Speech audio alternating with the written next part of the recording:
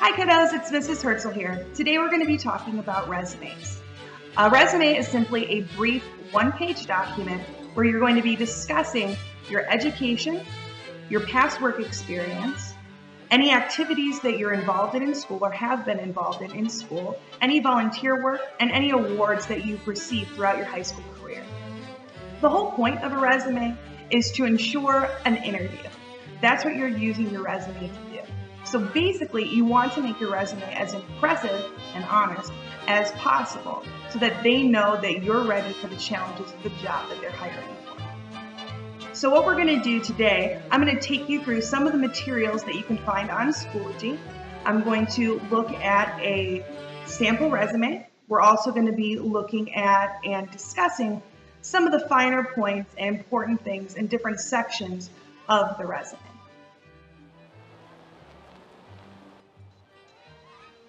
All right, so the first thing that we are going to be talking about is structure. And these are just 7 things that if you have them available to you, you should include in your resume.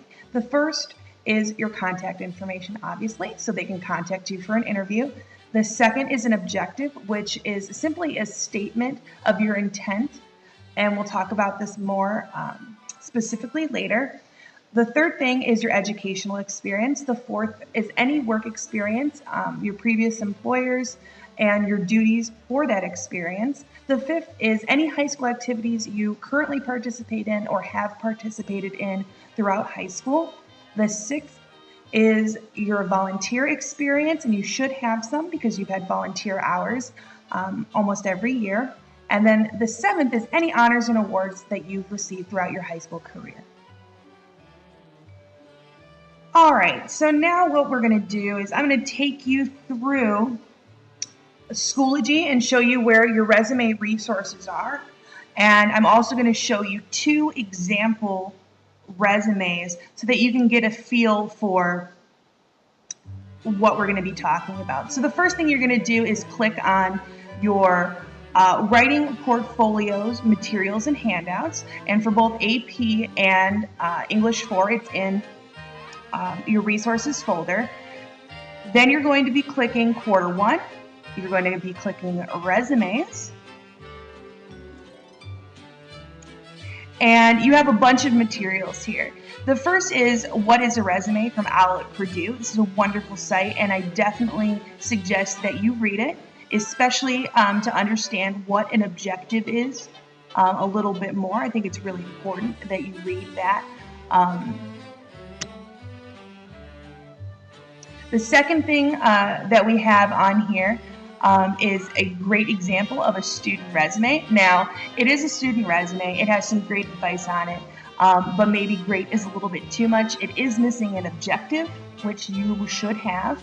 It also has something on there, which we'll talk about later, that I'm not too big on.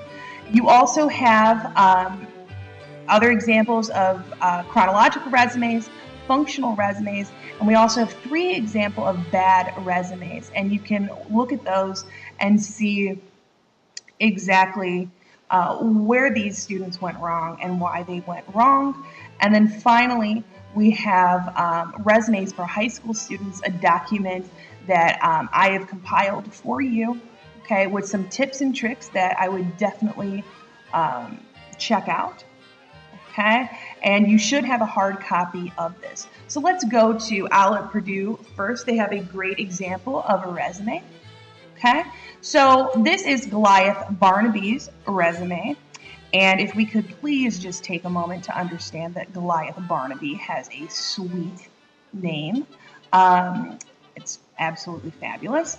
So you can see here that Goliath Barnaby has his name right there. We know his name.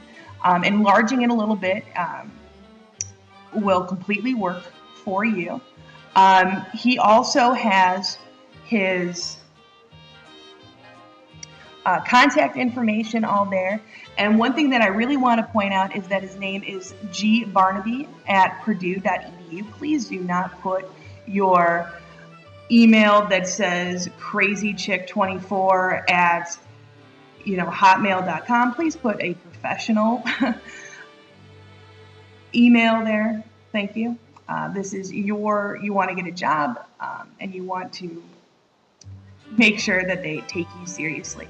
All right, so the next thing that we have after his contact information is his objective, okay? And his objective is to obtain a full-time position in the electronics industry that utilizes a background in electric engineering. Now, obviously yours is going to be a little bit more simple, but an objective really is just a concise statement that says why you want the job and sometimes what you can bring to that job, okay? The second thing that he has here is his education. He went to pre-university. He graduated May 2007. Now you are going to put St. Paul High School, okay? You'll put the location of the school, and where it says May 2007, you can put anticipated graduation date, May 2014, okay? You can put high school. He has a Bachelor of Science in Electric Engineering. You can put high school degree, and his GPA is a 3.0, okay, out of 4. You want to make sure that you only put a 3.0 or above. If you do not have anything above a 3 GPA, I wouldn't include it, okay? So he has some other things in here: relevant coursework, research project, computer skills. Now, we will not be putting that on our resume, but because he's going for an electrical engineering degree, he has put these 3 things on there because they're very important for his job. So you can do that. You can tailor your resume, and in fact, you should tailor your resume for the job that you are trying to get. Okay? So even if you have a template at home that has your general resume and then you just make little tweaks for each job that you try to get, it's very important that you do tailor it so that the people who are trying to hire you know that you're interested in that job. So let's go down and look at his employment history now. You can see that he has 2 jobs, and one of the important things that you can see here is that he has put it in reverse chronological order. All right, so the next thing that we are going to look at is his employment history. You can see the structure of his employment history. He has listed 2 previous jobs that he has had in the summer of 2006 and then the summer of 2003 to 2005. The way that he has structured this, he has put the company name, when he has worked there, or the range of years that he has worked there. Then he gives his job title, and then the location, and then he has these bullets, okay? And the bullets are what his job responsibilities were.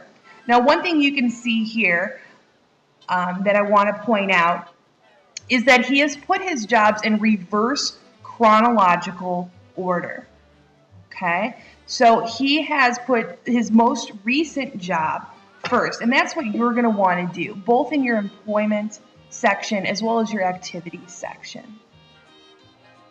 So let's take a closer look at these bullet points, okay? When he was a summer intern at Pratt & Whitney, he said that he aided testing in controls labs to test new hardware designs. Now notice here, he didn't say that I aided. He said aided, okay? So you want to make sure that you're starting those bullet points out with strong verbs, okay? Instead of using pronouns. You don't want to use pronouns. And you want to make sure those bullet points really encompass what you did at that job, what your responsibilities were. And you want to make sure that they are transferable skills, that they are skills that you can transfer onto the new job that you are applying to. Okay, so the next section that he has here is his activities section, again in reverse chronological order. And you will definitely have this section on your student resume, especially if you've been involved a lot in school. So the next thing that we're going to be looking at is a student resume. Now this resume belongs to Jane Doe, okay, and you can see right at the top she has her name and her contact information, just like Mr. Barnaby did. However, she does not enlarge her name. I would enlarge it just a little bit and maybe diminish her contact information. Now, if you notice, she is definitely missing an objective, and that's something that you will have to have on your resume for me.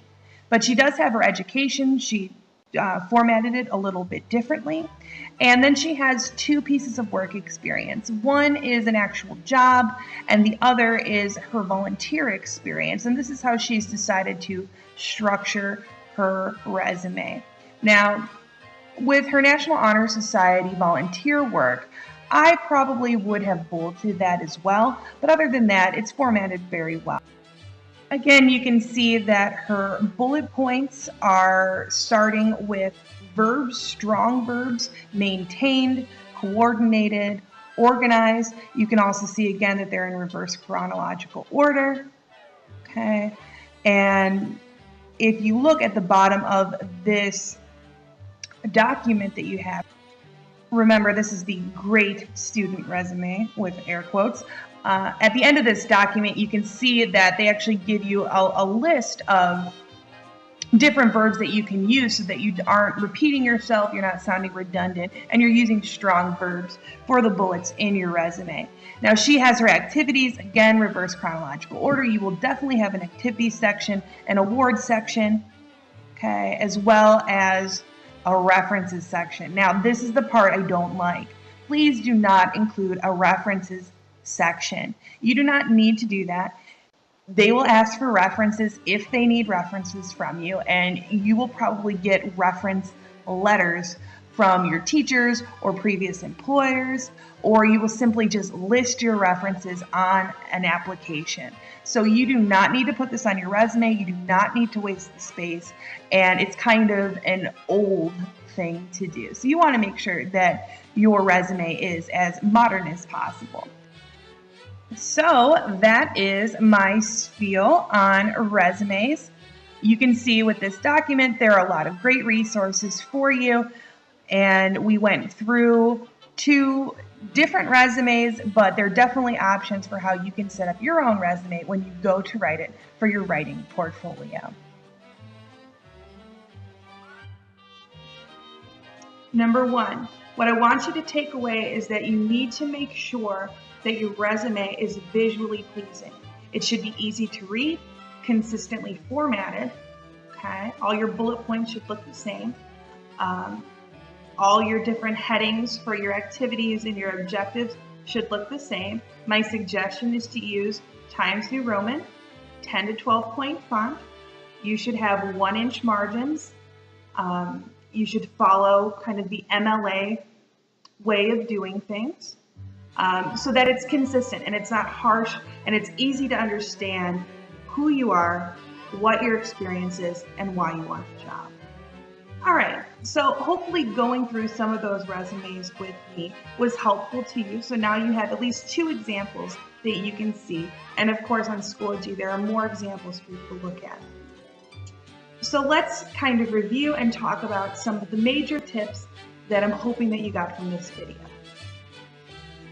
The second thing I want you to take away from this is that when you are formatting this resume, that when you are listing your work experience, that you are listing it in reverse chronological order. They want to know what you've most recently done first. That goes for school activities as well as your work experience. When you are doing those bullet points, another thing to keep in mind is that you want to start them off with strong verbs. Remember, you're not going to be using pronouns. You're starting off with strong verbs, and it's actually a very good idea to keep it in past tense. The 4th thing I want you to understand, and I don't think maybe I talked about this completely when I was showing you the screen capture, but I hope it goes without saying, but I'm going to say it anyway. please make sure that it's free of grammatical and punctuation errors. This is the absolute document that you do not want to have grammatical errors on. People will look at grammatical errors, and unfortunately, they will absolutely judge you. And it might be the separation between if you get the job and if you don't. And we want you to get the job. Okay, and finally, number 5, the last thing I really want you to understand is that you are trying to showcase who you are and what wonderful things you have done in the past to ensure that you will be capable of performing the job that you're applying for. The whole point of this is so that you can get the job that you want. And so you need to sell yourself. You kind of need to brag just a little bit. But it's very important that you keep in mind the job that you want. Okay, and a great way to do that is to tailor a resume for each job that you are trying to achieve. I hope this video was helpful. It's my first attempt, so cut me a little bit of slack. Thank you so much for listening. And again, if you have any questions, you're welcome to email me. You are also welcome to post anything to Schoology underneath this video or in the questions discussion board. You can also attempt to do your resume and then come to your first hot seat conference. Have a wonderful day, and I'll see you guys later.